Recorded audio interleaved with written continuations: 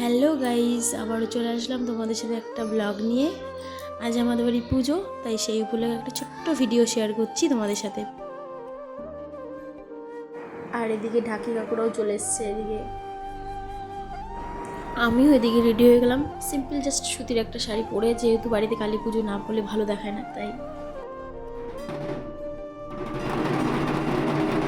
রক্ত জবা দিয়ে তোরে পুজি মাগো মনের।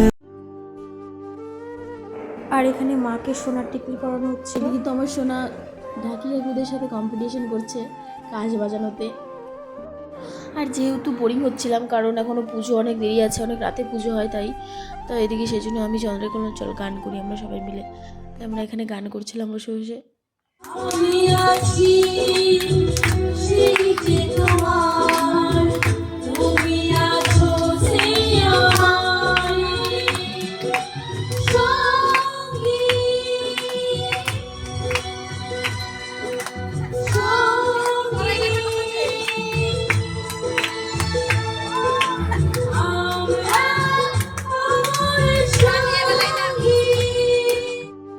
আর এদিকে আমাদের স্নান করতে যাবে, এখন স্নান করে এসে পুজোয় বসবে। এই যে আমাদের দাঁত পোকলা।